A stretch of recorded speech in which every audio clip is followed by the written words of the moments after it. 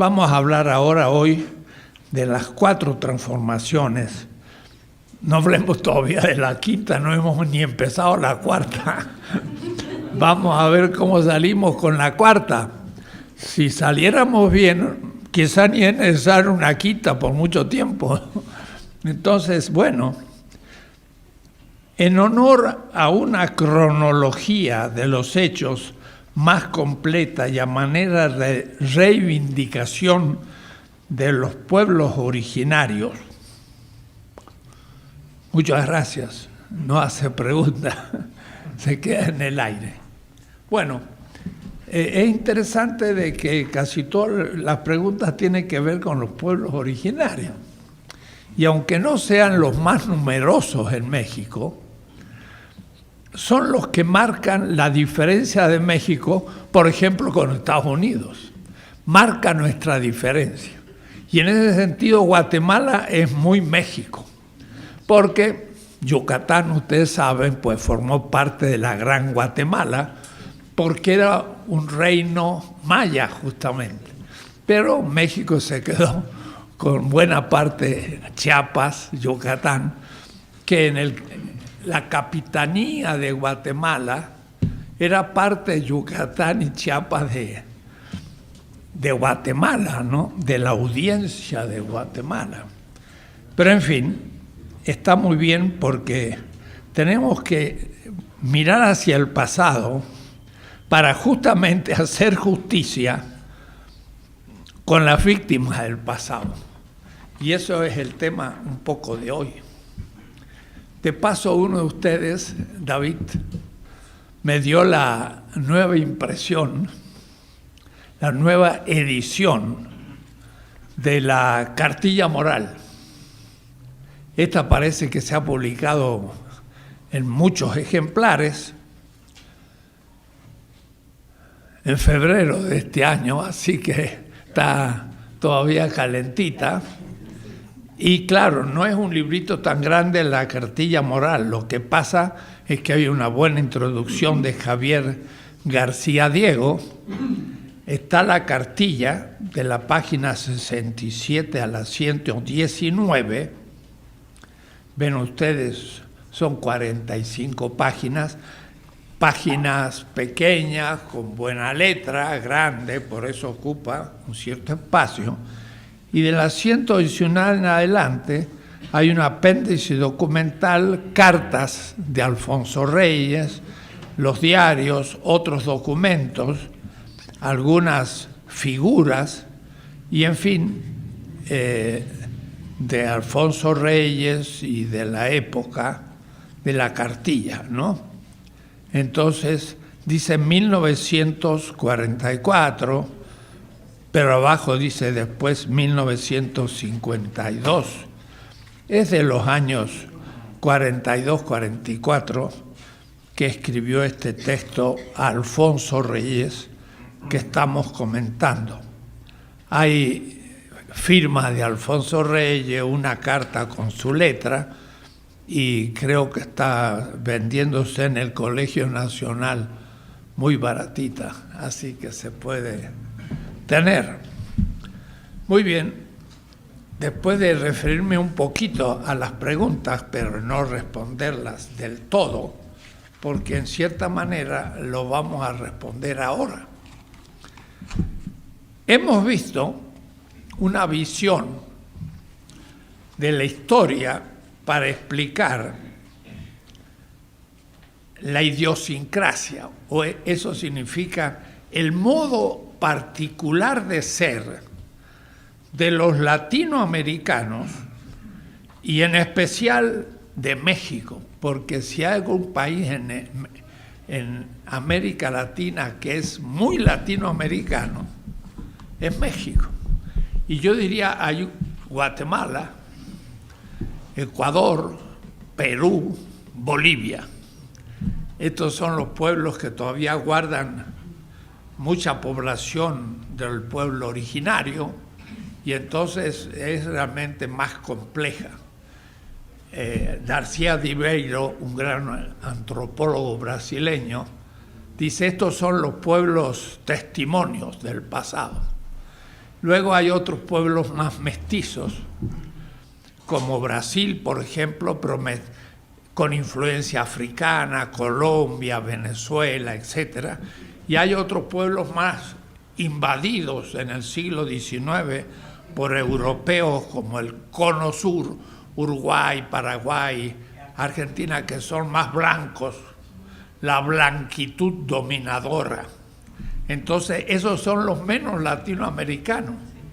Pero México, es un justamente país muy expresión de América Latina y justamente es la frontera con Estados Unidos, o así que ahí es donde chocan dos visiones del mundo muy distintas. Y algunos piensan que aquello es la utopía y se van al norte, pero después tienen que sufrir muchas cosas. Claro que a veces evitan la pobreza que han sufrido entre nosotros, pero tampoco se encuentran en casa, sino que van haciendo del lugar donde están, por una tan fuerte identidad cultural, van haciendo un pedazo de México donde se encuentran. Entonces, uno llega a Los Ángeles, por ahí puede vivir días enteros y ni se acuerda que está en Estados Unidos porque parece estar en México. Y hay barrios en Chicago completamente mexicanos y en New York, casi la mitad de la ciudad tiene influencia latina y ahí están los puertorriqueños y los dominicanos y uno encuentra afros negros, pero no vienen del África, vienen del Caribe latinoamericano y hablan castellano. Entonces es una presencia muy fuerte de América Latina en Estados Unidos. Bien, marqué 3 hechos. América Latina y todos nosotros somos fruto de 3 grandes conjuntos de pueblos. Uno, que se originaron allá en la Siberia, extremo oriente del oriente, y es bueno tener un pizarrón. Una vez ahí en Telesur, en Venezuela, hay un gran periodista que tiene un mapa mundi y que siempre habla sobre el mapa porque le gusta mostrar la significación de los acontecimientos diarios en el mundo. Y entonces, cuando pude hacer un diálogo con él, me encontré con un buen mapa. Yo siempre necesito un mapa atrás mío para que ustedes vean, porque a veces la geografía nos falla y uno dice China, dice bueno, China, pero realmente no sabe dónde está situado y hay que pensar. Pero en Siberia, al norte de China, había un núcleo cultural de donde salen los pueblos que cruzan por Bering hacia América y son todos nuestros pueblos originarios, vienen del Asia y ahí entonces que tienen una cultura asiática y eso forma parte de nuestra cultura cotidiana. Tenemos muchos elementos asiáticos, pero después lo demás vino de Europa con la invasión, no el descubrimiento, de América por parte de los españoles y también los portugueses en Brasil. Pero España ya es una combinación compleja. Decía yo, de una parte unos pueblos que se llaman indoeuropeos, y es notable, por ejemplo, en la Plaza de Lima, en la plena plaza de esta ciudad de Perú, está Pizarro, que es el Cortés de Perú, y está en una estatua, y está montado a un caballo que tiene las pezuñas así en el aire, y Pizarro atrás todo lleno de coraza de hierro. Y yo digo, pues esto es un indoeuropeo, es uno que salió allá por la Siberia también, domesticaron los caballos, invadieron el sur, descubrieron el hierro y formaron grandes imperios en el continente euroasiático y terminaron en Lima. Es decir, presencia. Y además, hablando castellano, que es una lengua hispana, pero España es una provincia de Roma y por lo tanto es una lengua romana, y los romanos son parte de los pueblos indoeuropeos. Quiere decir que yo estoy hablando en una lengua que tiene similitudes con muchos otros pueblos, con Rumania, por ejemplo, y tiene muchas semejanzas con la India, porque forma parte de pueblos que se expandieron en el norte de Eurasia. Pero después les hablé de que estaban los semitas, de donde salen los mesopotámicos, Babilonia, como les decía, muy cerca de Bagdad, y también los fenicios, pueblos comerciantes, y de ahí salen los palestinos, los hebreos, de ahí sale la concepción cristiana del mundo y musulmana también. Entonces, tenemos muchísimas cosas de común con los islámicos, aunque no sabemos. El Islam llegó desde Marruecos, el Egipto, Mesopotamia, Afganistán, ahora las guerras, a la India, Indochina y hasta Filipinas en el Pacífico, pueblos semitas, del cual nosotros formamos parte. Quizás la concepción popular, que es los elementos míticos religiosos de los pueblos originarios de América, aztecas, zapotecas, mayas, entraron en una amalgama con el pensamiento cristiano que vino de España. Y eso forma el último horizonte de comprensión del mundo cotidiano de la gente. ¿Qué significa el matrimonio? ¿Qué significa la comida? ¿Qué significa la muerte, la salud? Todos esos significados vienen de la influencia española. Entonces, América Latina va a ser por el norte asiático, por el este hispánico, pero hispánico que a su vez es formado por pueblos indoeuropeos y semitas. Y luego, desde 1520, trajeron esclavos del África. Y entonces hubo una gran población africana. América Latina es como una gran raza cósmica, dijo Vasconcelos, pero lo dijo de un punto de vista cultural. Yo casi lo querría decir ahora desde un punto de vista genético. Tenemos genes asiáticos, Eurasia, con los españoles y africanos. Y entonces somos una gran síntesis. Pero esa síntesis no se formó de una manera pacífica. Se organizó de una manera violenta. Y entonces la historia empieza de nuevo con la conquista, 1492. Ahí empezamos realmente la cultura latinoamericana. Cuidado, lo indígena tiene miles de años, pero los europeos llegaron en esos años y los africanos un poco después. 1492 es como una fecha en el que se produce el choque. Entonces, en el 1992 se habló del 5º centenario del encuentro de dos culturas, las culturas indígenas y la cultura española. Entonces, estaban los indígenas y estaban los españoles. Y dice un encuentro, pero claro, no fue un encuentro, fue una masacre. Fue la destrucción de esas culturas que había, su organización política que era sumamente desarrollada en algunos casos.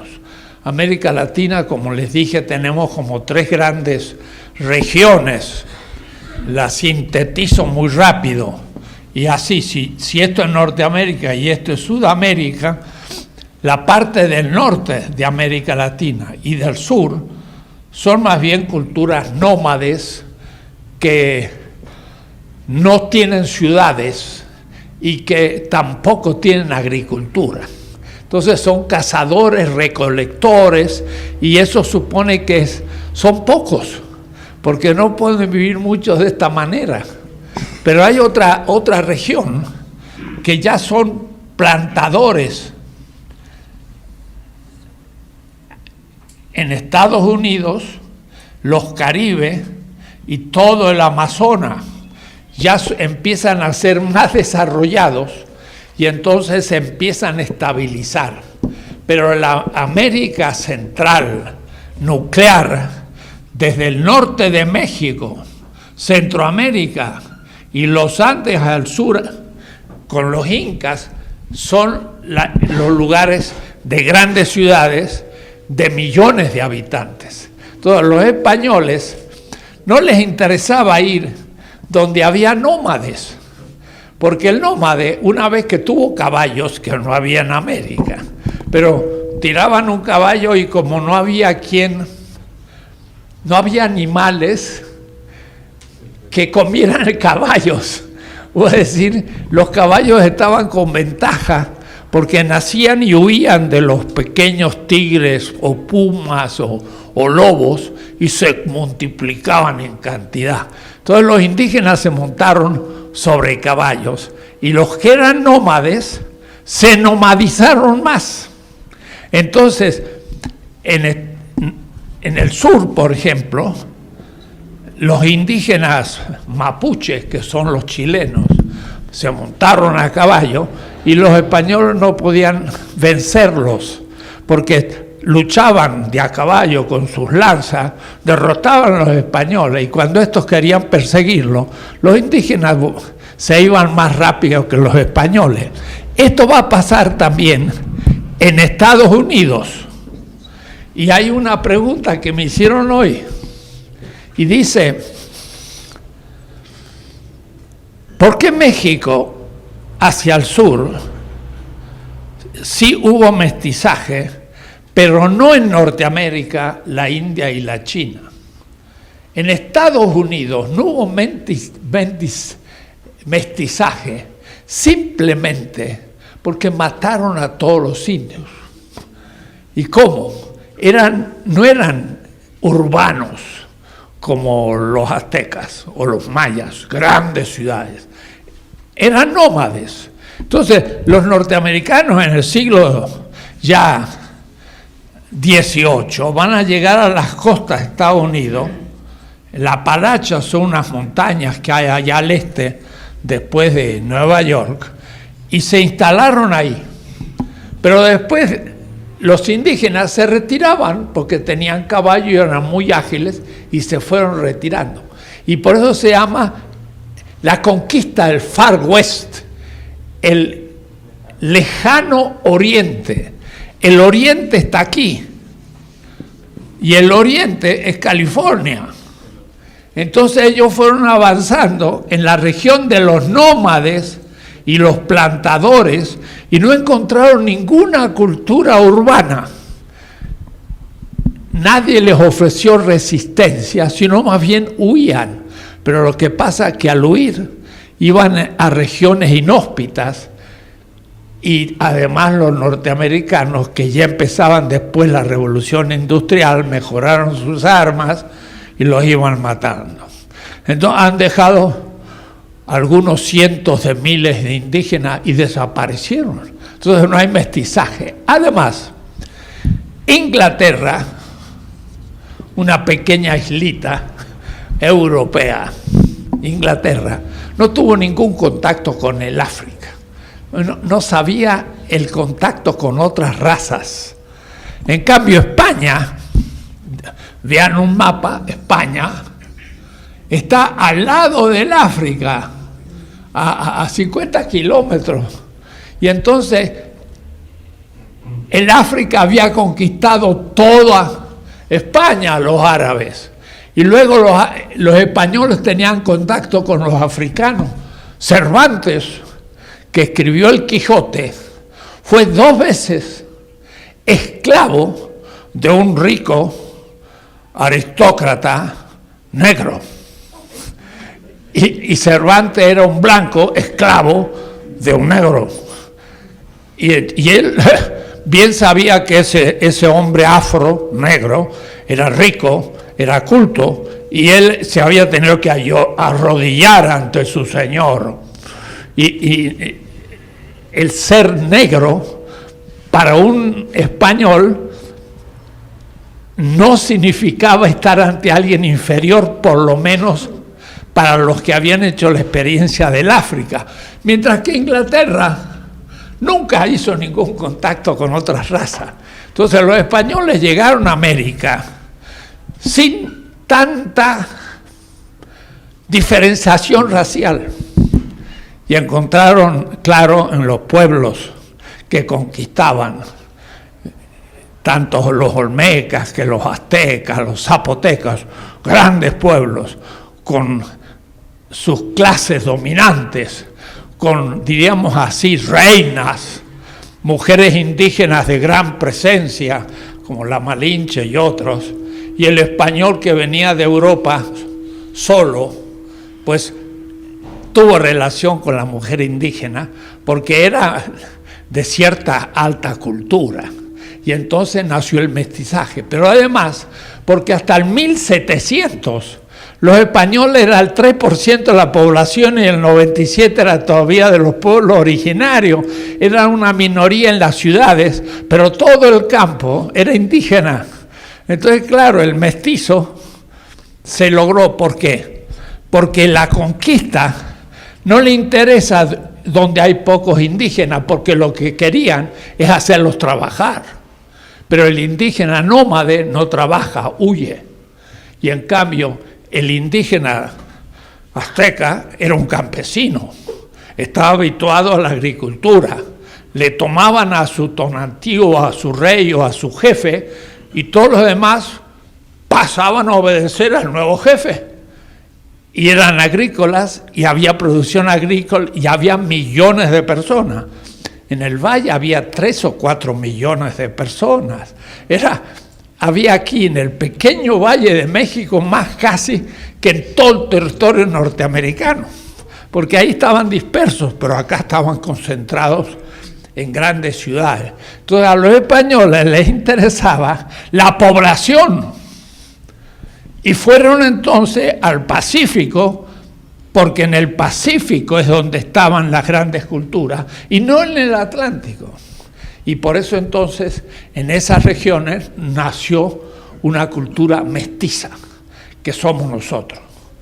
Hay blancos, minoría, pero la mayoría de nuestro pueblo es mestizo, y en algunos lugares, como Bolivia, todavía más del 60% son aymaras y quechuas, son indígenas.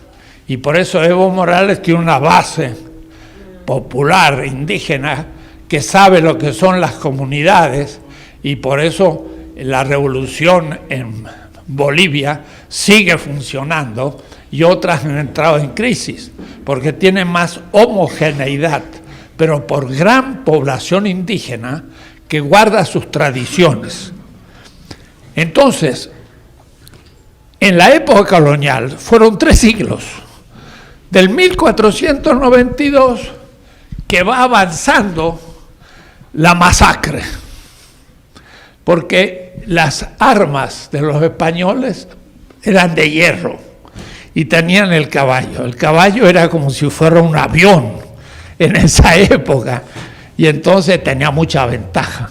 Pero además trajeron gérmenes patógenos, la tuberculosis, la sífilis, una cantidad de enfermedades que los indígenas no habían tenido porque estaban preservados por el Océano Pacífico y el Atlántico. Hay pueblos que quedaron el 10%, y el 90% murió por pestes, no porque los mataran, además también los mataban. Aquí hubo masacres terribles en la conquista de la Ciudad de México. Alvarado liquidó de una manera salvaje a toda la élite azteca en un acto de traición. Invitó a los grandes jefes a una celebración, tapó las salidas y empezó a matar a todos de una manera que la historia recuerda. Entonces fue un verdadero acto de barbarie la conquista, que fue avanzando. Empezó en el Caribe con Colón, pero realmente va a ir desde México hasta un río que se llama el río Maule, en Chile, que llegan en el 1530. Quiere decir que de 1492 a 1530, en 38 años, los españoles conquistan el 80% de la población americana, que está en las grandes culturas de las montañas. Y van por el Pacífico, no por el Atlántico ni por el Caribe. Por el Caribe llegan, pero pasan después al Pacífico hasta el sur. Y también en el norte, California, etc. Entonces, la época colonial no la podemos dejar pasar tan rápido, porque es ahí donde se fragua, diríamos así, cuando uno agarra distintos metales, los calienta y sale otro metal. Es una combinación. Somos una combinación histórico-mundial. Tenemos componentes asiáticos, europeos, indoeuropeos y semitas, y africanos. Y hay, como les dije, como 100 millones de africanos con sus religiones. En el Caribe está el vudú, la macumba está en Brasil, cultos muy distintos a los que hay en México o los que puede haber en otros lados africanos. Entonces ahí se va como madurando una cultura popular que va a resistir a la modernidad. Y hay que ver enseguida cómo la organización histórica posterior en nuestros países, en cierta manera, los estados, más bien de factura moderna europea, van a encontrar dificultad de expresar esa cultura popular, que se la va a dejar a nivel folclórico, pero no se la va a asumir, y con seriedad en la enseñanza, por ejemplo. Se proponía en la reforma de la educación empezar justamente la historia latinoamericana con la emancipación. Si empezamos con la emancipación, borramos miles de años de historia indígena, pero también toda la época colonial. Piensen ustedes México sin la época colonial.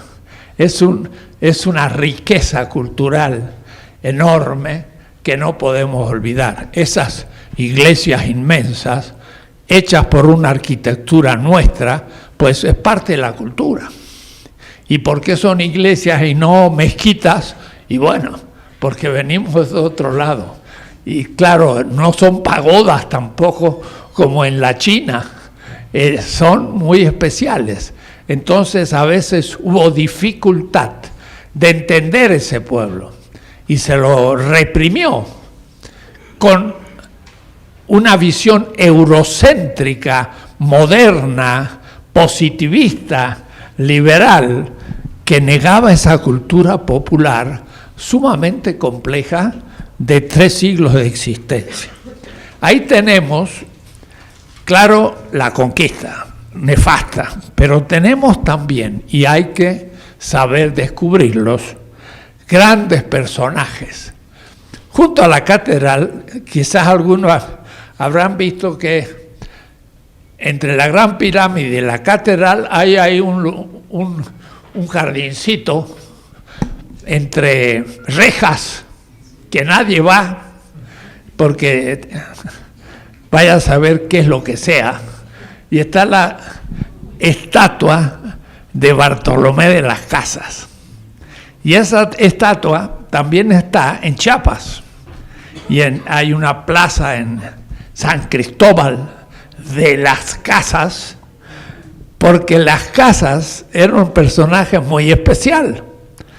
Las Casas era un joven sevillano que a los 17 años se metió de soldado de Velázquez y salió de Sevilla y se fue a Santo Domingo. Llegó en 1503, bastante rápido después de la conquista. Eran 15 años después de la conquista. Él dice, Colón hacía esto y aquello, lo conoció personalmente. Después tuvo su vocación sacerdotal, pero no había ningún obispo en América. Entonces se fue a Roma, ahí lo consagraron sacerdote. Y se vino a América. Y dice, soy el primer misacantano de las Indias. Fue el primer cura que celebró su primer misa en Santo Domingo. No había habido ningún otro que lo hiciera.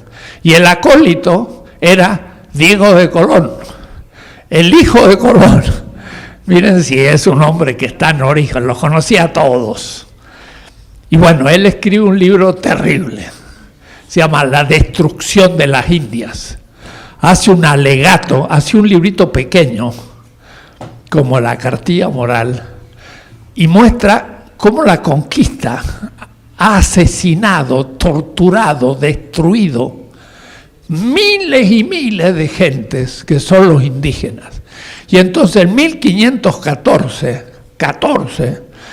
quizás usted, claro, no se imagina qué significa 1514, porque Lutero va a hacer la reforma protestante en 1517, después de Bartolomé de las Casas. El Príncipe de Maquiavelo, el gran libro de la política moderna, se escribió en 1517.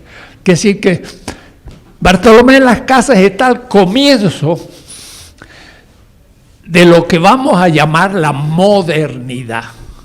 España era una región subdesarrollada, periférica, pobre,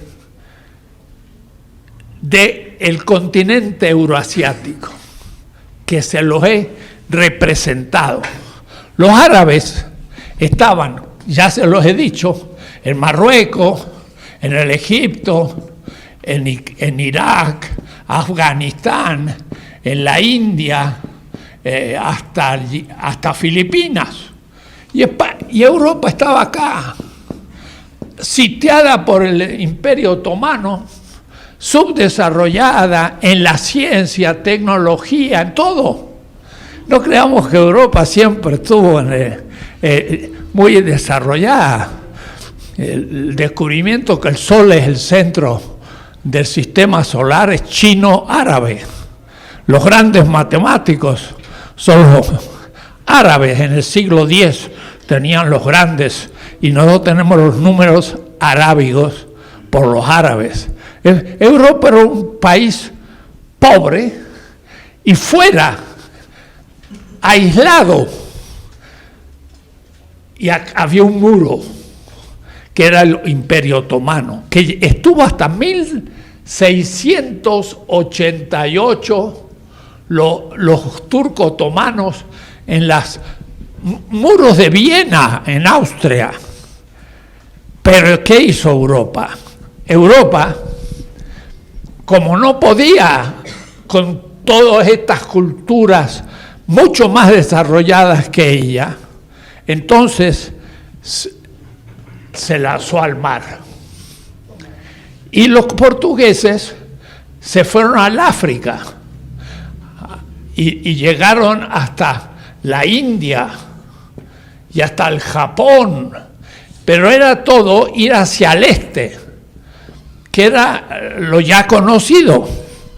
Mientras que los españoles, gracias a unos mapas chinos, pensaron que China estaba más cerca de lo que se pensaba.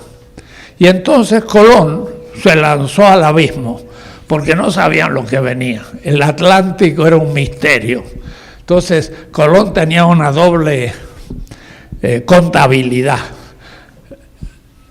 Lo que avanzaban los barcos en serio y lo que él contaba a los marineros que avanzaban. Porque cada vez se iban alejando de España más y más, y lo peor es que había que volver. Y si no había nada, ¿cómo volvía después? Porque ya no tenía ni agua ni nada. Entonces les iba mintiendo hasta que por fin vieron unos sargazos. Y ahí, entonces dijeron, nos salvamos. Y hasta el fin descubrieron los españoles América, pero no como habían llegado los primitivos habitantes al este del oriente, sino ahora al oeste del occidente. Y eso fue el descubrimiento de América. De ellos, los indígenas aquí habían ocupado esto desde hace miles de años, lo habían por supuesto descubierto, y en la reforma educativa hay que poner el nombre a las cosas. El descubrimiento de América se realizó por Bering y la invasión de América empezó en 1492. Entonces Bartolomé Las Casas estaba en el origen del origen y estaba en Cuba. Y era el primer cura que hubo en el Caribe, porque no había ningún obispo. Y leyó un texto de la Biblia. El texto es muy interesante. Me permitiría estar un rato hablando, pero lo voy a hacer muy rápido. El texto dice lo siguiente. Dice, ofrecer a Dios un bien robado a los pobres es como sacrificar al Hijo en presencia del Padre. El pan es la vida del ser humano. Entonces, miren cómo él se imagina. Él era el cura, tenía un altar y le decía a Dios, te ofrezco este pan, fruto del trabajo y de la tierra. Vayan a cualquier iglesia de México o de Brasil o de Argentina y en el momento que seamos ofertorios van a decir eso. Así que estamos ya en casa. Ofrece el pan a Dios.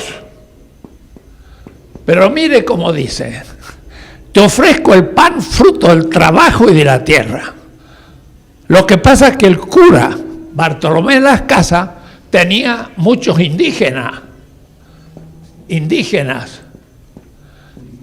que trabajaban para él gratis en la encomienda. Entonces el pan que ofrecía a Dios era fruto de los indígenas que se lo robaba. Y entonces dice, te ofrezco el pan, fruto del trabajo de los indios. Y después dice, el pan es la vida.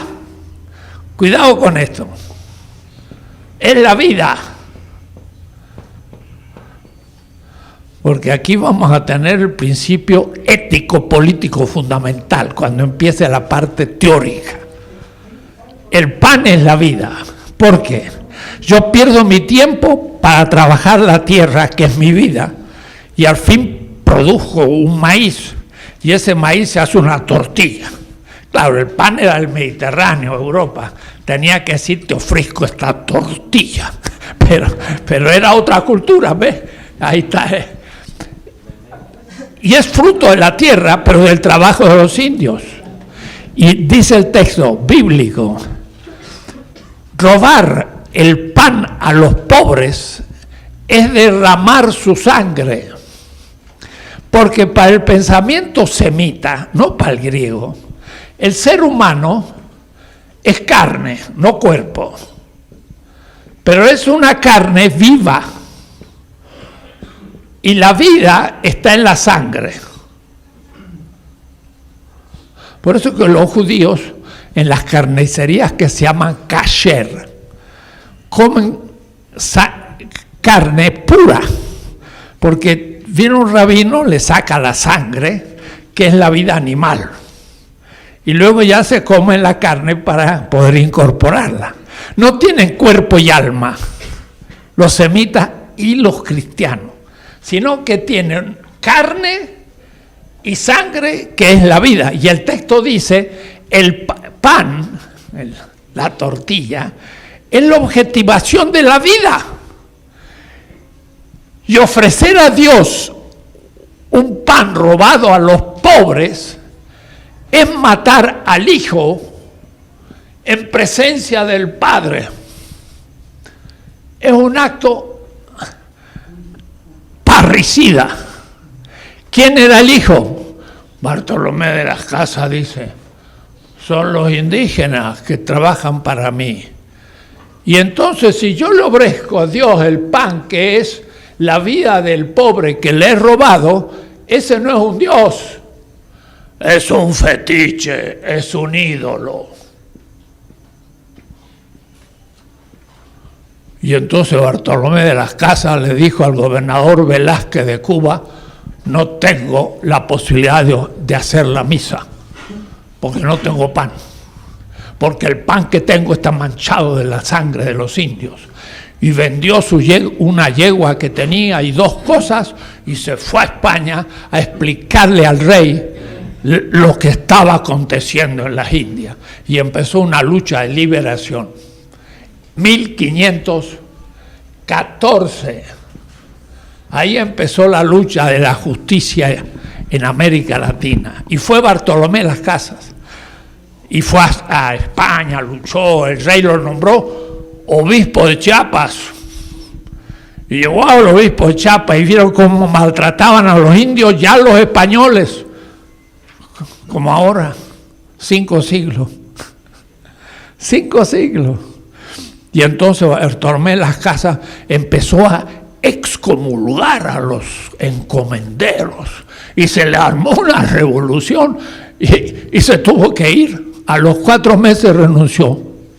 Voy a decir que el primer obispo de Chiapas, antecedente de Samuel Ruiz, fue el primero que en América dijo, todo lo que acerca de los indios en esta India se hace es injusticia.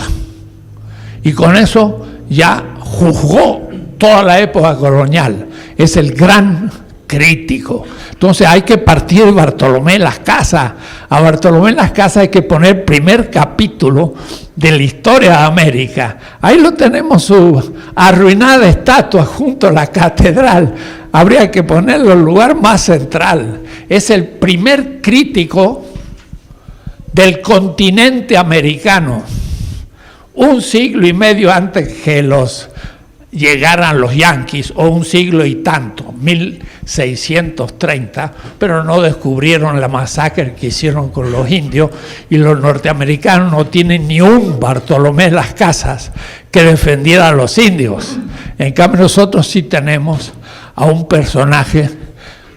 Yo he escrito bastante sobre Bartolomé de las Casas. Mi tesis en la Sorbona de París son 8 tomos. 2.200 páginas en torno a Bartolomé de las Casas y su defensa de los indios. Allá por 1965 defendí la tesis. Y pueden verlo en mi página. Ahí está la obra, entre otras. Entonces, en esa historia hay terribles actos de masacre, pero también hay grandes personajes a recuperar. Todo el mundo sabe que en Michoacán se habla del Tata Bajo. ¿Y qué significa el Tata? El Tata era el fundador del pueblo indígena y era el dios original, el mito original de los pueblos tarascos. Y cuando después vino Quiroga, que era un oidor, era un abogado de la segunda audiencia de México. Y entonces el rey agarró al abogado laico, lo hizo ordenar cura y lo metió de obispo de Michoacán. Y el hombre fundó todos los grandes pueblos de Michoacán y la gente le llama el Tata Bajo, como si fuera el fundador de nuevo. ¿Se acuerdan quién es el tercer Tata? Lázaro Cárdenas. A Lázaro Cárdenas le volvieron a llamar Tata, que es como la divinidad originaria de un pueblo. Era muchas cosas llamarle el Tata, pero hay tres Tatas: el fundador de los pueblos tarascos, el Tata Bajo en la época colonial, un personaje magnífico, y luego Lázaro Cárdenas, que fue un nuevo Tata. Entonces, la época colonial fue la época del origen de la cultura del pueblo, que todavía se vive en las fiestas populares de los barrios, en el Distrito Federal. Hay muchas de esas fiestas que ya tienen 5 siglos y no son ya puramente náhuatl ni azteca, pero tampoco son puramente cristianas, son una construcción del pueblo. Y ellos toman el tótem de la etnia indígena y ponen a un santo patrono y entonces reproducen sus grandes cultos. Eso hay que entenderlo y no hay que negarlo, pero los gobiernos negaron todo eso y entonces el pueblo siempre resistió porque encontró un estado extranjero en la propia patria. Por eso es notable cuando un presidente recibió la investidura de los indígenas y dijo: yo me hinco ante los que el pueblo se hinca. Eso es la primera vez en la historia de México, desde la primera transformación. Ningún presidente hizo eso. ¿Por qué? No tenía contacto con el pueblo. Negaba esa cultura popular en nombre de la modernidad eurocéntrica. Voy a explicar después qué significa. Por eso nunca, Lázaro sí logró conectarse en parte, pero no a fondo. Hay que llegar más a fondo. El proceso del fin de esto, pues, es los gobiernos borbónicos, donde los Habsburgos, que habían tenido más comprensión de la autonomía americana, son derrotados por la burguesía de los Borbones franceses e instauran ahora sí una colonia que tiene realmente colonias y que las comienza a reprimir más fuertemente, lo que produce entonces la reacción de lo que vamos a llamar la independencia. Y la independencia es, ahora sí por primera vez, la primera transformación. Todo lo anterior no entra en esta visión de las 4 transformaciones. Podríamos hablar de 6 transformaciones, pero se habla de 4 y entonces yo lo acepto y pienso ahora el hecho. La primera transformación en la historia de México es la lucha por la independencia, que tuvo movimientos. No fue Hidalgo 1810, no, fue más complicada. Fue en 1808 empezó todo, porque Napoleón había ocupado España para llegar hasta Portugal, y el rey Fernando, que no era ningún valiente sino bastante cobarde, permitió a Colón que pasara por España para acallar a Portugal, que era el punto de partida de Napoleón para poder atacar a Inglaterra, que era su finalidad. Napoleón y Hitler, los dos quisieron atacar a Inglaterra y no pudieron. No tenían armada suficiente, barcos. Y por eso Inglaterra siguió siendo el imperio hasta 1945. en donde es vencida por Estados Unidos. Ya veremos. Porque es notable, la guerra la hicieron los alemanes y japoneses contra los aliados. Pero 10 años después de la guerra, Alemania salió para afuera. Y Japón se desarrolló. Como no habían sido los vencidos en la guerra, Estados Unidos necesitaba parar a Stalin. Y entonces ayudó a Alemania. Y necesitaba parar a Mao Zedong. Entonces paró a Japón. E Inglaterra se quedó sin finalidad y fue la vencida. La que perdió la guerra fue Inglaterra. La que ganó la guerra fue Estados Unidos. Pero Inglaterra va a tener un largo proceso de hegemonía. Por eso ocupa Portugal. Pero es notable, en 1808 el pueblo español se levanta contra un ejército moderno, el francés, que ocupa España con 250.000 soldados, más que Bush, Irak, que lo hizo con 150.000. No. ¿Y cómo vence ese pueblo a Napoleón? Carl Schmitt, un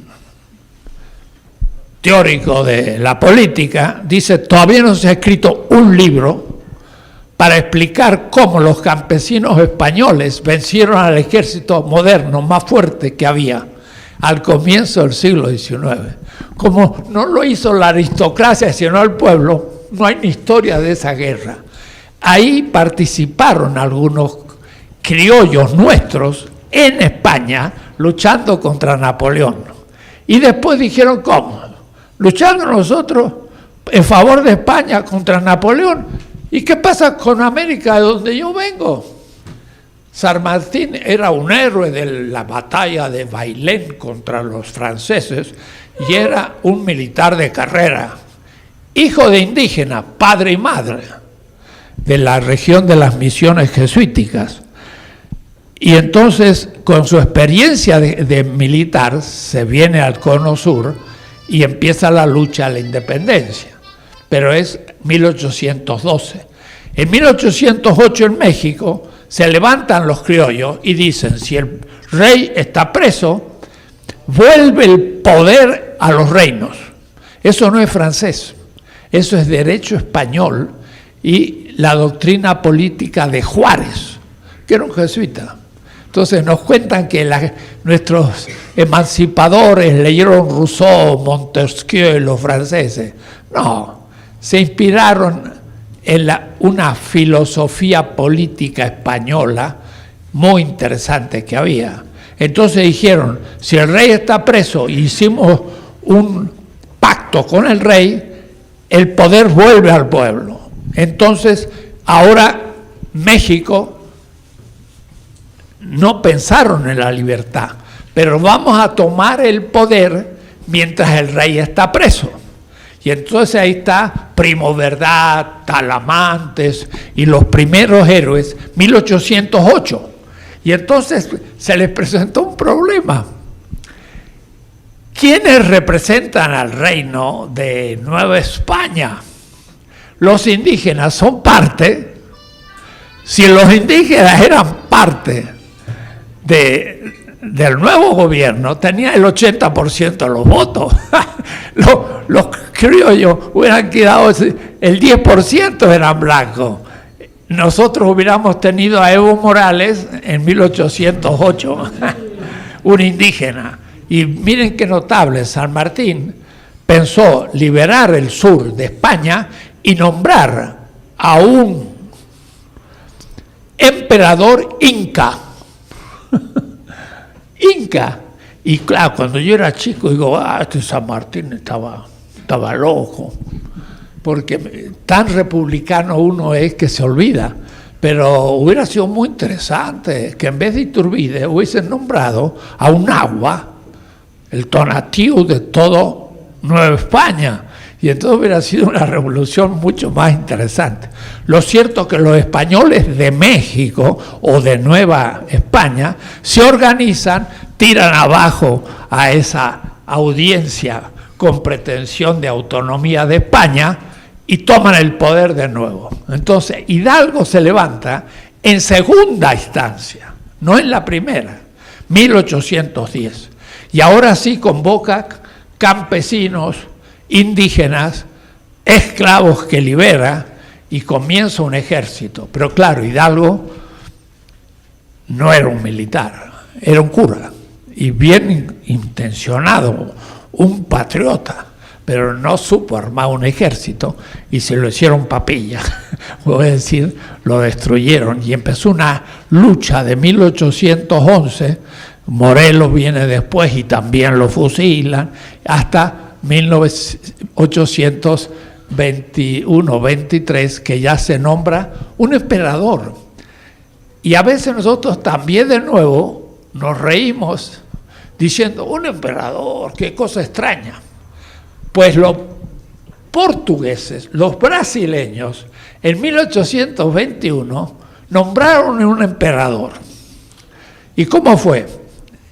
Los portugueses fueron más inteligentes que los españoles y quizás el Brasil más que México, porque el rey João, que era el rey de Portugal, cuando se le vino Napoleón, no se entregó, sino que se fue a Brasil.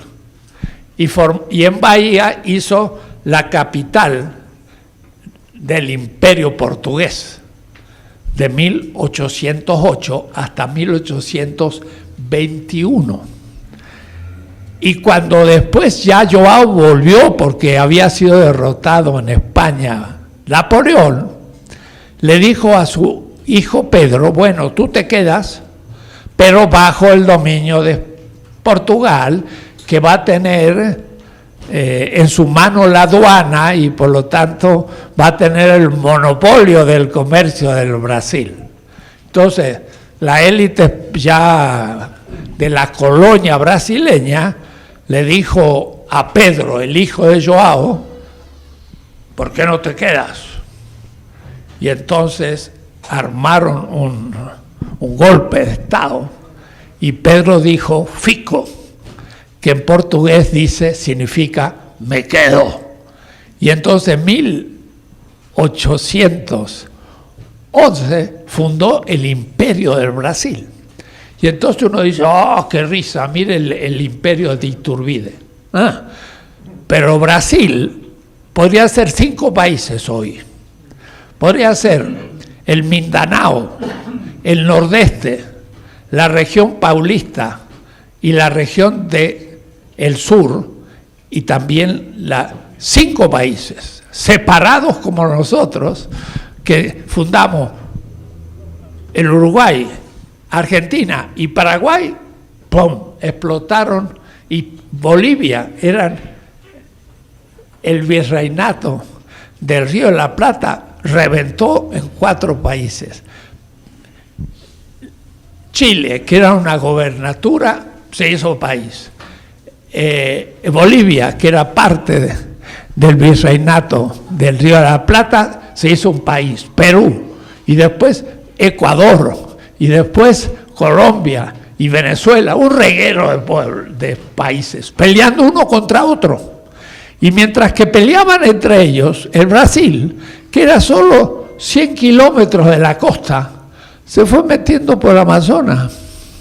Igual que los norteamericanos, fueron al Far West y ocuparon todo el Amazonas, que son 6 millones de kilómetros, mientras que los hispanoamericanos, bolivianos, no, los nombro todos, uruguayos, paraguayos, bolivianos, peruanos, ecuatorianos, colombianos y venezolanos peleaban entre ellos.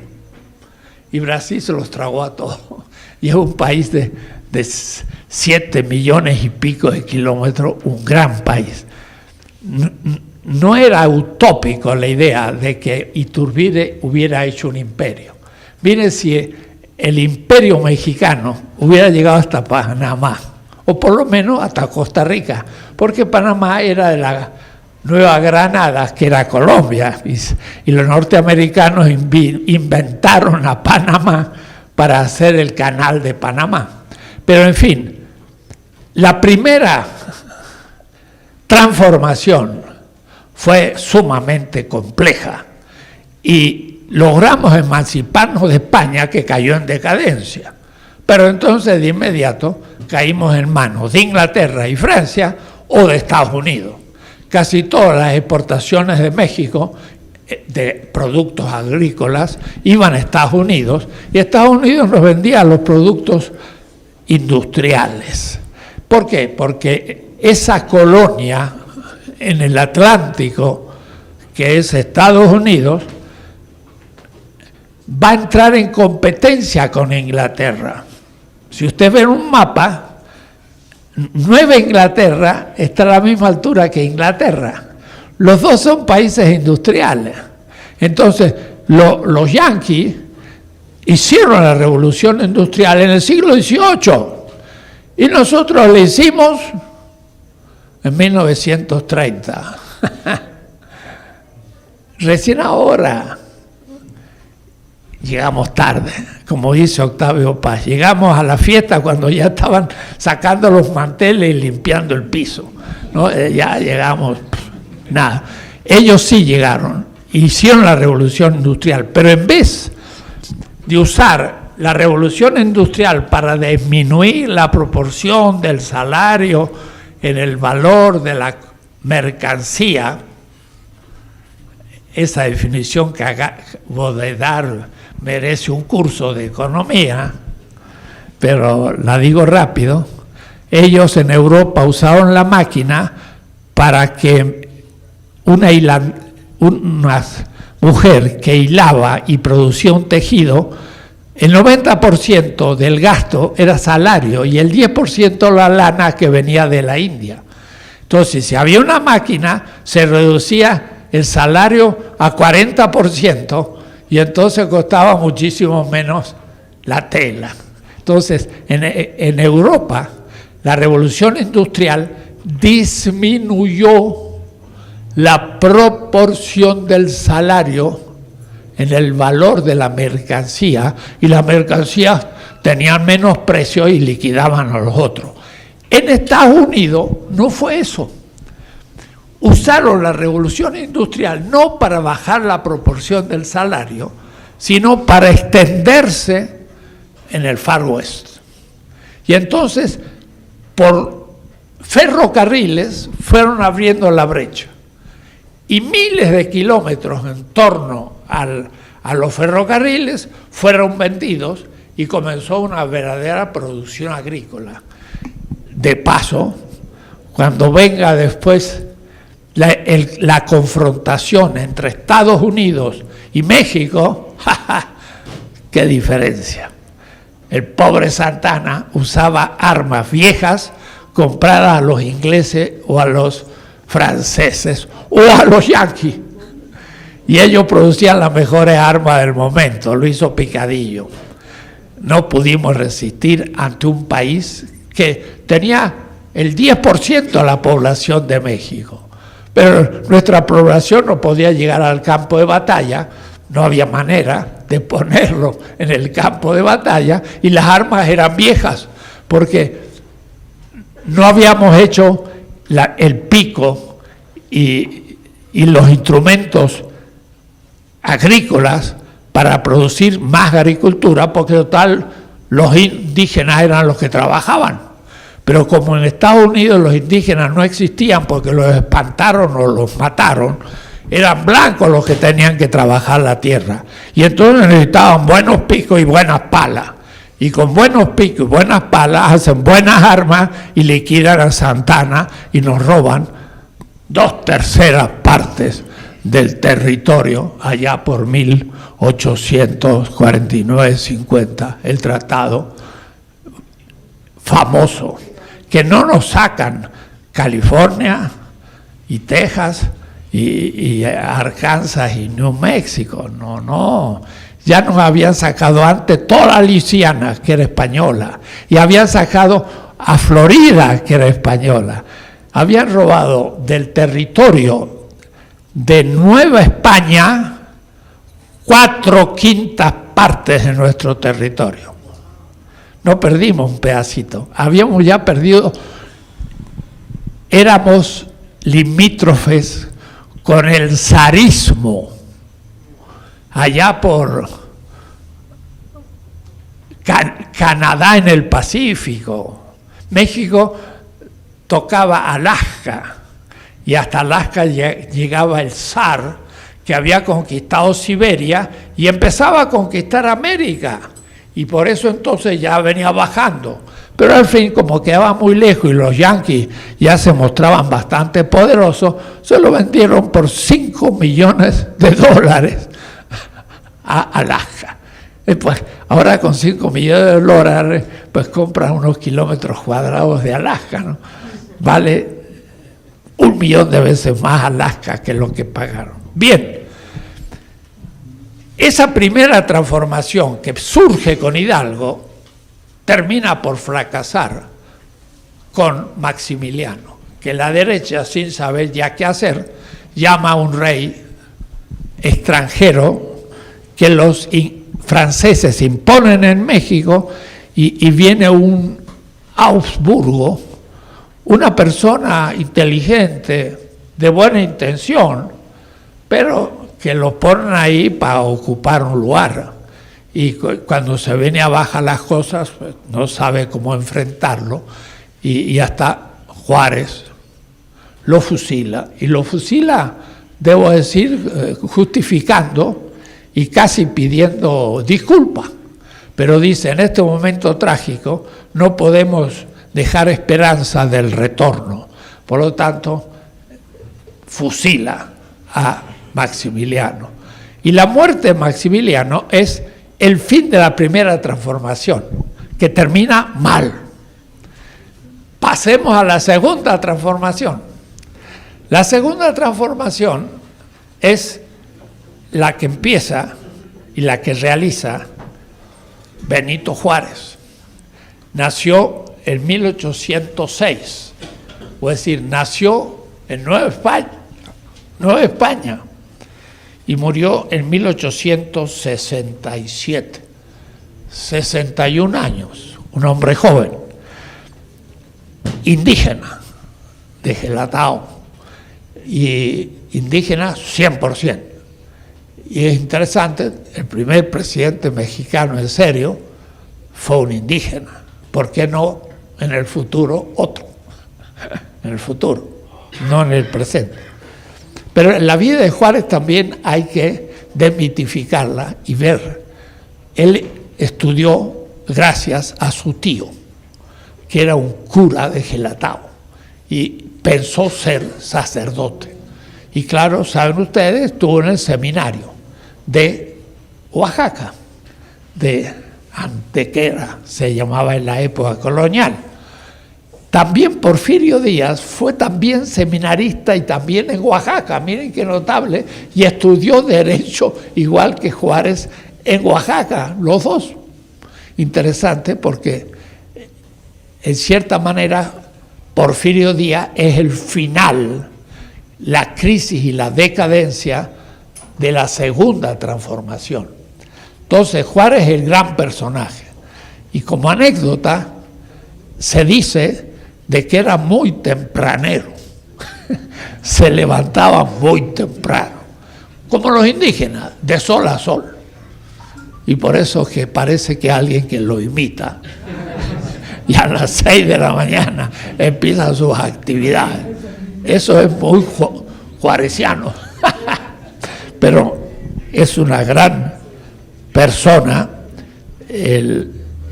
aquel presidente, que debió luchar primero contra el propio Maximiliano en situaciones sumamente complicadas, y por eso entonces al fin pues logra el poder, pero por no tanto tiempo, porque en 1876 uno de sus lugartenientes, podemos decir, y también oaxaqueño, Porfirio Díaz, uno de sus generales, se apropia del gobierno y es elegido 7 veces de 1876 hasta 1911.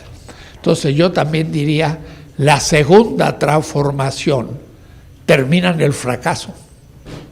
Fracasa, es Porfirio Díaz y hay que superar. Pero organiza el Estado mexicano y como la única entidad que conservaba alguna institucionalidad desde el origen de la conquista, no de los amerindios, que era la Iglesia, pues se transforma sin duda en la posibilidad de ir extrayendo de la Iglesia grandes riquezas para constituir el Estado mexicano, que no existía y había que fundarlo.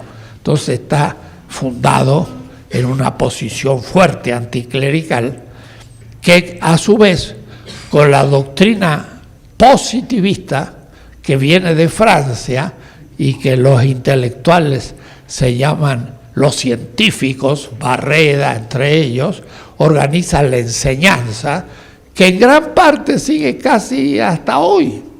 Y hoy habría que hacer una reforma de la enseñanza porfiriana, porque no se logra volver a entroncar con la historia y la experiencia del pueblo mexicano. Entonces eso ya es conocido, pero detectemos entonces que la segunda transformación sería, por darles fechas, la subida de Juárez allá por el 1862 hasta el 1911, su caída definitiva y el comienzo del proceso de la revolución. La tercera transformación empieza en 1910, es justamente contra Porfirio, y ahí entonces ya estamos en historia del siglo XX contemporánea, y es una gran revolución campesina, pero al mismo tiempo es campesina en su origen, pero el fruto de esa revolución, al fin, queda en manos de una incipiente burguesía industrial. Los hacendados desaparecen porque los campesinos destruyen las haciendas, pero no logran tomar el poder. Y el mismo Zapata, ¿se acuerdan? No se sienta en la silla presidencial, no se sienta. Dice, esta silla está endiablada. Se sienta gente buena y sale mala. Entonces, yo no me siento. Pero Villa va y se sienta ahí y Zapata está al lado, pero no quiere meterse en esas cuestiones. Y Zapata, claro, es un líder popular, regional, Morelos y demás, pero no es un líder nacional. Esto va a quedar en manos de una nueva élite salida de la revolución, en gran parte todos ellos militares, porque fue una guerra atroz. Murió como 1 millón de habitantes, casi el 10% de la población. Es inimaginable lo que fue eso. La primera revolución social mundial del siglo XX, antes que la rusa y todas, ¿no? Y de ahí entonces los grandes pensadores de esa época, desde los anarquistas como Flores Magón, y lentamente surgió un grupo intelectual que hizo la crítica al positivismo. Y estos grupos son justamente expresados en la cartilla moral de Alfonso Reyes. La cartilla moral de Alfonso Reyes son las generaciones intelectuales de la tercera transformación, cuyo punto culminante es Lázaro Cárdenas, y realmente es lo más recuperable de la época, un joven que logra dominar la escritura porque trabajaba en una imprenta. No sé si han leído Cárdenas por Cárdenas, un libro grandote escrito por Cuauhtémoc Cárdenas de la vida del padre. Es una vida muy interesante porque era un joven urbano, pero de clase popular, que de linotipista y de trabajador de la imprenta, un día le dice a la madre, me voy a la revolución, y la pobre madre lo tiene que aceptar. Y él se va y de inmediato el general del lugar necesita a alguien que sepa escribir bien, y Lázaro sabe escribir y se le hace secretario, y entonces ya entra en los grupos que van a dirigir la revolución con un gran sentido político, porque primero era un muy buen militar, lo cual no está dicho, no cualquiera es buen militar, sobre todo que no había estado en una escuela militar ni nada, pero tenía una cierta prudencia que nunca sacó demasiado su cabeza para que se la cortaran, y fue ascendiendo entre los grupos hasta hacer la gran experiencia de Michoacán, donde allá por 1934, piensen ustedes que eso está aconteciendo en Europa, algo muy particular. Mussolini en 1923 toma el poder, es decir, 11 años antes que Lázaro Cárdenas, y en el 33 va a ser Hitler. Entonces, hay una cierta visión de las cosas que Lázaro Cárdenas de alguna manera imita y mexicaniza, organiza a los obreros en un gran sindicalismo obrero, organiza a los campesinos y hasta a la incipiente burguesía nacional también. Y entonces, apoyado en estos organismos, pues tiene un gran gobierno en Michoacán, y entonces pasa a la presidencia, y en realidad es el gran presidente del siglo XX, que realmente fue elegido por el pueblo y que fue muy admirado, y que claro, empezó con la nacionalización de la energía, el petróleo, el gas, las minas, y eso que hizo Lázaro Cárdenas, luego se va a ir perdiendo hasta llegar a las reformas institucionales de Peña Nieto y el huachicoleo, que significa a su vez el robo de lo poco que quedaba, llegó al fondo. Entonces, la tercera transformación empezó con la revolución y por desgracia volvió a ser derrotada. Puedo decir que tenemos todavía la emancipación en el futuro.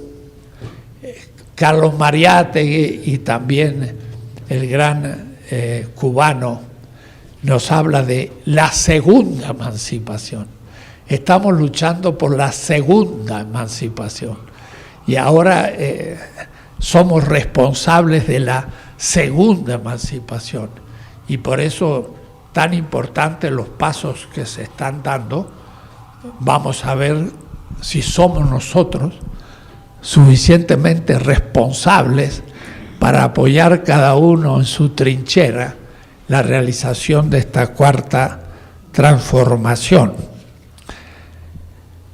La cuarta transformación entonces significaría el llegar al poder a una izquierda que empezó al fin del siglo XIX con los movimientos anarquistas de origen español, y después también del Partido Comunista y los partidos de izquierda, y después lentamente la organización a partir de la corriente democrática del PRI, con Lázaro Cárdenas, que fundó el...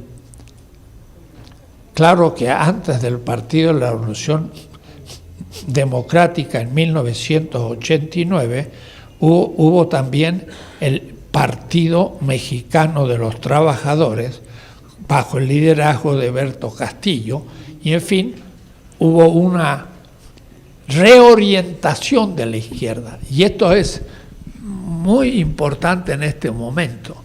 La parte teórica, el poder bien definir teóricamente de qué se trata esta cuarta transformación, debe ser el objeto de los centros de formación y discusión de Morena. La ideología o la teoría política de la Cuarta Transformación no puede ser clásicamente socialista, por ejemplo. No puede ser. Es demasiado. Es como agarrar la guitarra y darle tanta vuelta que ¡pum!, se revienta la cuerda. Pero es interesante. Hoy la crítica no viene tanto de la derecha, que está desequipada, derrotada y sin ideas. Yo quiero saber cómo se van a redefinir esos partidos, sobre todo el PRI y el PAN. Todos los principios que tenían se le han venido abajo. O es decir, el PRI ya no le queda nada de lo que Lázaro Cárdenas soñaba. Y el PAN, que fue organizado más bien por un grupo decente, democrático, honesto, minoritario, demócrata cristiano, ha terminado por ser todo lo contrario. Entonces, ¿cómo se van a reorganizar? ¿Volver a los orígenes? Se ha borrado el origen. Yo tengo un artículo por ahí que todavía no publico, pero digo, están en gran dificultad de redefinición, pues no tienen más doctrina, no tienen más teoría, son puros intereses de grupo. Entonces la derecha casi no puede ofrecer resistencia, se ha disuelto. Pero entonces surge, que notable, como la extrema izquierda, que critica el que no es suficientemente revolucionario. Y entonces vienen críticas dichas a veces de manera inoportuna y fuerte y creando una competencia como quién es el que va a liderar el proceso. Y no es eso el caso. El caso es que esto debe ser mejor de lo que había, hay que hacer avances y hay que ver todas las conquistas que se pueden lograr dentro de lo factible, pero no un pragmatismo puramente circunstancial, sino con principios. Y de eso voy a empezar a hablar la próxima exposición. ¿Cuáles son los principios más abstractos primero? Y después habrá que, claro, bajar a los más concretos. Hoy apareció en la diario una aclaración sobre cómo debería funcionar la formación de cuadros en el nuevo partido. No sé si lo leyeron en la jornada. Hoy. Y en cierta manera se está vinculando a este curso mismo, porque dice, habría que hacer cursos para formación y que fueran cursos obligatorios para que todos los candidatos futuros hayan cursado un mínimo de teoría y puedan tener una cierta competencia. Porque ahora, claro, se vota por estar en contra y por querer estar mejor, pero muchas veces no saben ni qué se tiene entre manos y entonces es muy peligroso. El Partido Trabajista de Brasil se corrompió. No del todo, y va a resurgir, pero se corrompió. Y me decía justamente un brasileño, no hizo nada en el nivel de la teoría. No hizo escuela de cuadros. Y entonces la gente votaba por Lula, un gran líder, pero no fue una convicción pensada y que podía resistir la no presencia de Lula. Tiene que lograrlo. Entonces, esta cuarta transformación nos exige muchas cosas y yo creo que sí podemos comenzar a formular una doctrina política que no son objetivos precisos, sino principios, primero éticos, pero van a ver lo que es la ética. No es una cosa abstracta, sino que es algo muy preciso y que es bien posible rápidamente de encarnar en las instituciones y en la acción del militante. Y por eso hay que tener muy claro estos principios éticos. Yo tenía un café, pero no sé dónde lo dejé o me lo sacaron.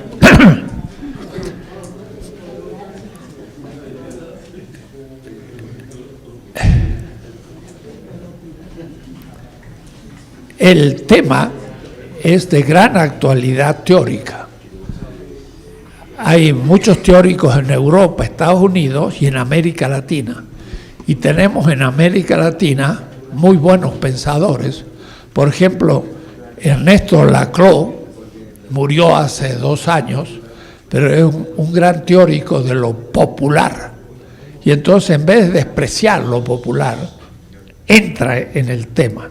El otro día se dijo una crítica a las organizaciones de la sociedad civil, y se dijo están siendo utilizadas por la derecha, debemos hablar más bien del pueblo. Bueno, pero eso es todo un tema muy teórico. ¿Qué es el pueblo? ¡Wow! Es un tema que ni siquiera voy a abordar en este curso, va a ser en el futuro, pero lo he trabajado bastante y entonces me doy cuenta de la dificultad de definir. Y justamente, ¿cómo se articulan esas organizaciones de la sociedad civil con el pueblo? Porque hay organizaciones de la sociedad civil que son muy importantes. Por ejemplo, el Centro Pro de Derechos Humanos no es pueblo, sino que es un organismo fundado por un grupo de abogados que están defendiendo los derechos humanos. Son una organización de la sociedad civil, pero no dirigida por transnacionales ni por la derecha, sino un movimiento que está bien articulado en los movimientos populares. Claro, hay otras que son apariencia de movimientos sociales y que son utilizadas justamente por la derecha para no presentarse puramente como empresas que proponen teoría política, porque no pueden. Entonces organizan una ONG y esta empieza a defender ciertos derechos que en el fondo es la defensa del capital. Y en ese caso no se tiene que aceptar. Pero habría que tener cuidado y no decir, no vale ninguna. No, hay que tener más. Y para eso es necesario un equipo que apoye y que avance y que discuta. Y necesitamos una revista de debates. Todos los grandes partidos tienen una revista de teoría y de debate. Habría que ver cuál revista existente podría tomarse para decir, bueno, se va a hacer un Tren Maya. ¿Cuál es la problemática? Y discutir. Y proponer las distintas posiciones con cierta profundidad, hecha por intelectuales, pero que dé un fundamento. Y entonces ya se ilumina mejor el tema, porque se van a afrontar todos los días ese tipo de conflictos. Y eso no se puede dirimir rápido, ni lo puede hacer una persona. Tiene que hacerlo un partido. Y un partido hay que organizarlo. En realidad, hubo partidos en México, pero no ha habido partidos con fuertes definiciones teóricas, ideológicas. El PRI mismo nunca tuvo ideología, tuvo prácticas.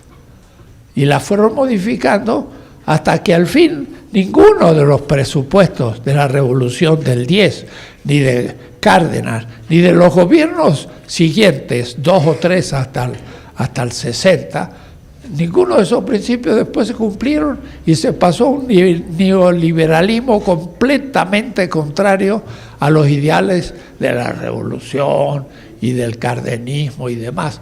¿Por qué? Pues no tenía había una escuela de cuadros y hasta un colega que conozco era el director, pero veo que no hizo mucho que digamos, porque no se le vio el fruto, ¿no? Entonces habría que ver si podemos hacerlo. ese es justamente el ápice de la corrupción. Es el momento, no que un pobre se hace rico a través de la política, sino que un millonario aumenta su riqueza a través del Estado, robando y poniéndolo a su servicio. Es el caso de Trump. Y nosotros más bien la CNN nos está hablando de Venezuela y todo. Pero hoy en Estados Unidos ya casi está a un punto del impeachment, porque el tipo, Trump, ha hecho negocios personales con los rusos y tiene una cantidad de negocios cuya ganancia viene de relaciones con el Estado. Entonces, ahora hay un nuevo tipo de político, el rico que se enriquece a través del Estado. Ni siquiera roba a otros capitales por competencias. El negocio es robar al Estado. Y Macri es el mejor caso. Él empezó a ser presidente del Boca Juniors, que sería el América. Y, por ejemplo, tuvieron que hacer un sistema de seguridad. Entonces hicieron un sistema de seguridad y el presupuesto eran como 20 millones de pesos. Pero al fin costó más de 100. Y la diferencia, nadie supo dónde se fue, se los guardó él. O es decir, él aprendió a hacerse rico a través de instituciones. Y entonces ahora se ha hecho supermillonario y de una manera descarada, inmoral y corrupta.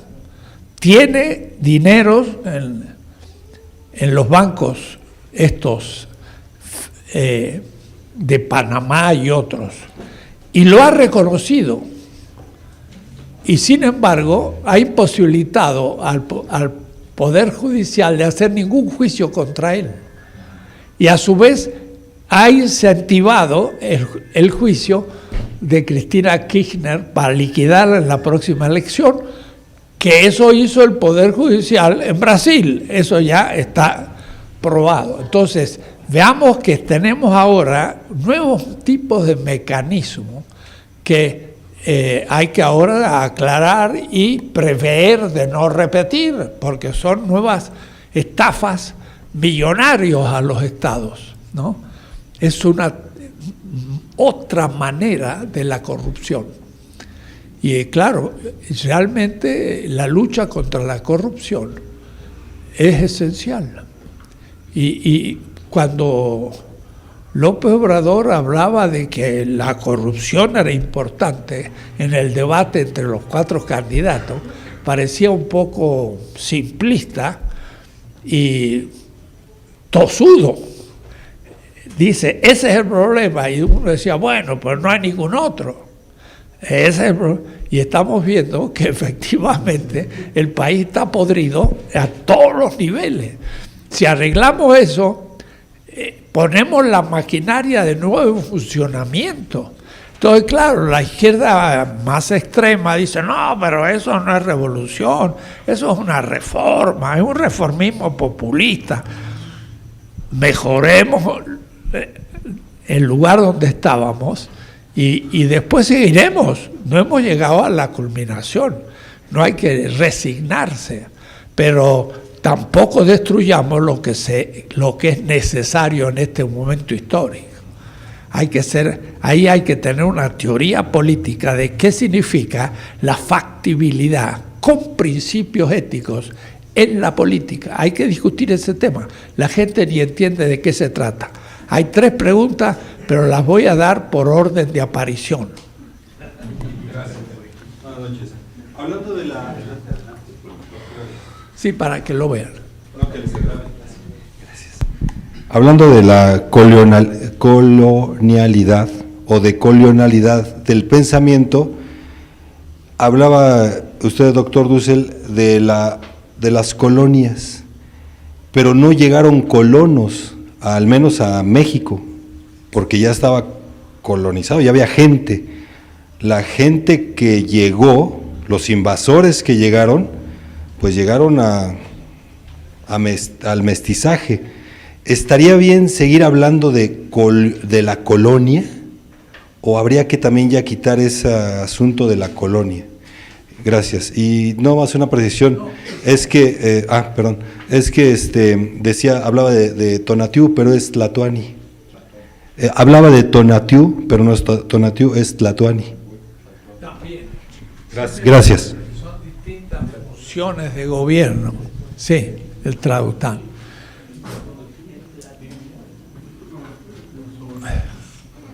Por eso me gusta una pregunta, porque me olvido. La otra nueva pregunta, solo una precisión.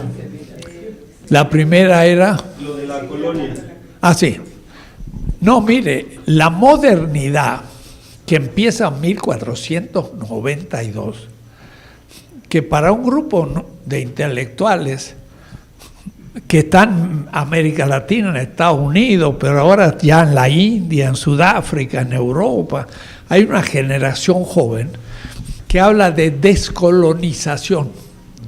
Porque claro, ya no somos colonia de España, pero somos primero colonia mental de Estados Unidos, por el vestido colonia de moda, somos colonia por el estilo de vida así y utopía, o es decir, la gente va a buscar esa utopía que le vendió la televisión. Somos coloniales, en el sentido que querríamos ser otros que lo que somos y no sacamos provecho de lo que somos, que tiene tantos valores que hay que desarrollar en vez de imitar otros que nos destruyen y del cual siempre llegamos tarde y nunca vamos a poder cumplirlo plenamente porque no es nuestra cultura. O es decir, nunca vamos a ser norteamericanos y si lo fuéramos nos pegamos un tiro porque el mexicano estaría muy aburrido y no le interesaría, ¿no? Somos colonia, pero lo somos a nivel político. Miren cómo nos imponen todo lo que nos imponen. Y es realmente extraordinario el que se decía, el presidente actual, pues no tiene ninguna doctrina internacional, exterior. Parecía que ignoraba el mundo. Y efectivamente se movió en México ni salió. Y si salió fue para hablar con mexicanos en el extranjero. Entonces muchos decían, este hombre no va a dar resultado en la política internacional. Y la primera intervención que hace se transforma en el centro de la política latinoamericana. Y hasta mundialmente lo están mirando como un ejemplo. No intervención, qué simple, pero qué oportuno. Y lo dice muy claro un periodista de CNN que le quería sacar la lengua y decir, pero usted no habla contra una dictadura, la de Maduro. Y él dice, ese es un problema venezolano, porque si yo me meto ahí se me van a meter conmigo y yo no quiero que se metan acá. Así que, y el otro le insistía y él volvía y al fin el otro se dio cuenta que no había manera de hablar, porque estaba muy claro, lo que yo no quiero es ser colonia. Y si yo hablo de otros, soy colonial, porque sigo las consignas del imperio. Entonces es una lástima. Perú, los chilenos, todos, menos los uruguayos, bolivianos, mexicanos, están por una posición que... Miren qué interesante, no sé si por ahí escuchan a la gran periodista Aristegui. Un colega de la UAM Iztapalapa, que se llama Hans Dietrich, le dio a Maduro 2 semanas que caía. Y dijo, los militares ya están de acuerdo con los militares norteamericanos, y le pregunta a Aristegui, ¿y cuánto tiempo cae? 2 semanas. Lo digo hace 3 semanas. Y no ha caído. Mi querido Heinz, eres un iluso. Perdón.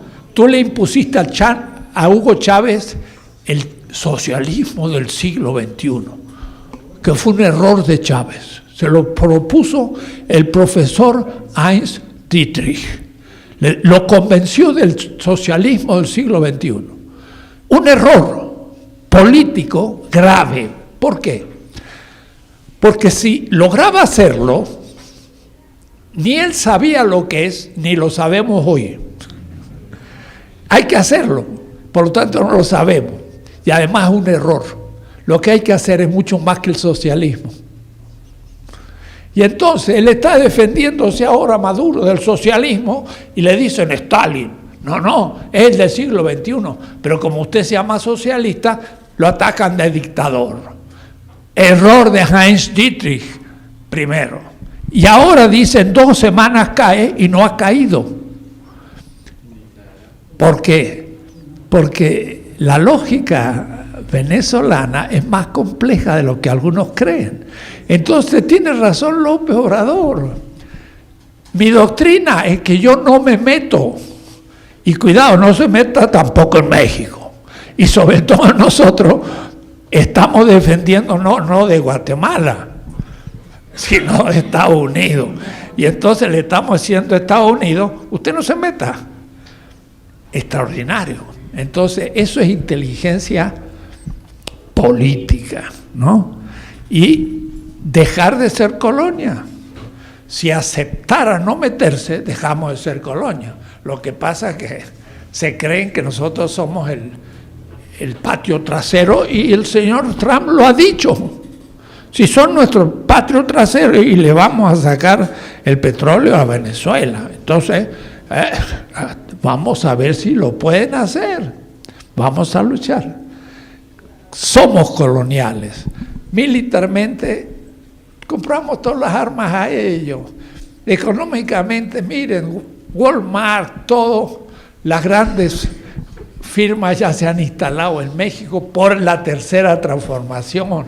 Culturalmente, la utopía norteamericana.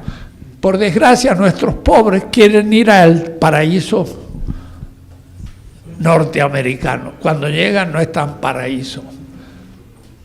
Pero nosotros tenemos que mejorar para que no se vayan, seguro.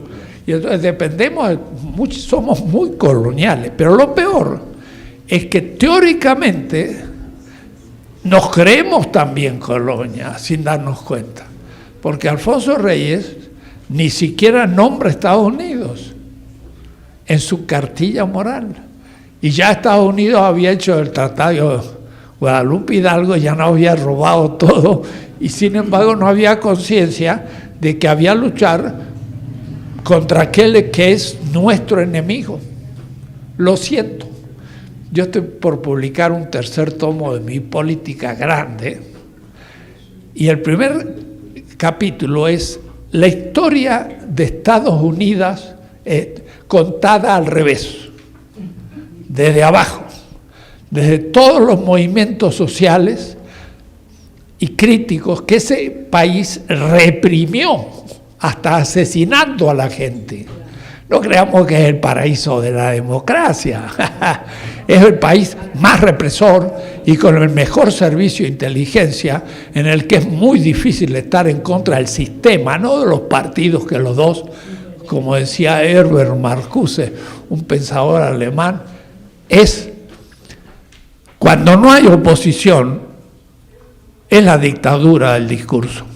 Y el demócrata y el republicano piensan igual, con matices, pero es lo mismo. Entonces, no hay verdadera discusión.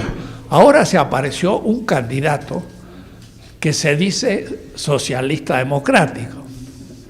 El problema está que al llamarse socialista, por más democrático que se llame, le van a lanzar toda la caballería de la propaganda y van a decir, ¿usted quiere a Stalin?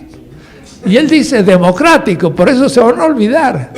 Entonces, yo creo que es una mala táctica.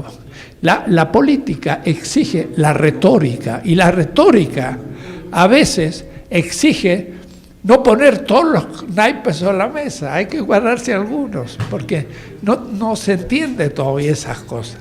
En fin, somos colonia y tenemos que descolonizarnos. Y ahora eso se ha transformado en un movimiento intelectual, filosófico, sociológico, y que estamos descubriendo, bueno, este mes mismo, entre 3 semanas, voy a Berkeley, California, una de las grandes universidades norteamericanas, y voy a hablar de la descolonización epistemológica, es decir, de cómo las ciencias deben descolonizarse para interpretar de otra manera la realidad y entonces hacer una crítica a esto, ¿no?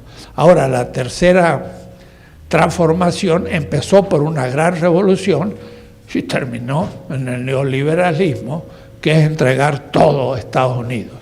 Y la reforma energética, estamos viendo qué es lo que fue, y que lo dijimos y se escribió todo y lo hizo. Sin embargo, era privatizar la energía en México y entregarla a grandes millonarios mexicanos y extranjeros, pero bien los que los tenemos aquí también. Esos son los que se han enriquecido y son nuestros. Pero ponen sus ahorros en Estados Unidos, no lo ponen aquí. Entonces la sangre de nuestro pueblo está en los bancos norteamericanos, con lo cual nos dominan. Y después no pueden hacernos polvo militarmente, pues le hemos pagado nosotros sus armas. En fin, muchas cosas. Yo creo que el actual gobierno tiene intuiciones muy fundamentales, hay que ayudarlo.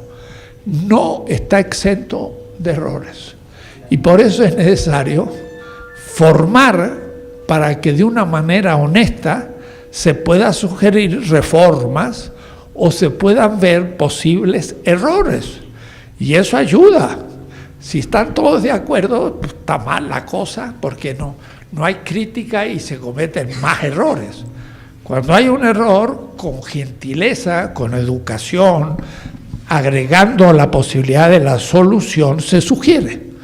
Ahora, lanzarse en contra y decir, está descerebrado y es un loco, yo digo, no, compañero, yo te quiero mucho, pero no hables de esa manera, porque eso no ayuda al país, ayuda a tu liderazgo. Miren lo que he dicho, a tu liderazgo. O es decir, quieres ser el líder de la izquierda, pero no lo es. ¿Por qué? Por la metida de patas que hace y se queda fuera del proceso. Pero hay que tener la mano tendida para que cuando vaya recuperándose, tras. O es decir, para decirlo más claro, el zapatismo a largo plazo tiene razón. A largo plazo. Hay que criticar la cultura moderna, nuestro desarrollo capitalista, todo, pero a corto plazo no es posible. Y vean ustedes el lío que se le ha armado a Maduro por hacerse un poco valentón. Porque si yo fuera presidente no diría, aquí estamos preparados y que venga porque lo vamos a derrotar. ¿Se acuerdan que eso lo dijo Hussein? Y lo hicieron polvo. Y ganaron los iraquíes, porque los norteamericanos se van como el perro con la cola entre las patas, pero han destruido el país. Entonces, Maduro no tendría que hacer eso, tendría que decir, señor presidente, conversemos, y tender la mano, ser político, eso hay que ser inteligente. Entonces, la política no es una ideología triunfante, ni el que es más crítico o más extrema izquierda, es hacer las cosas posibles, pero con principios éticos. Y de eso vamos a hablar desde la próxima clase.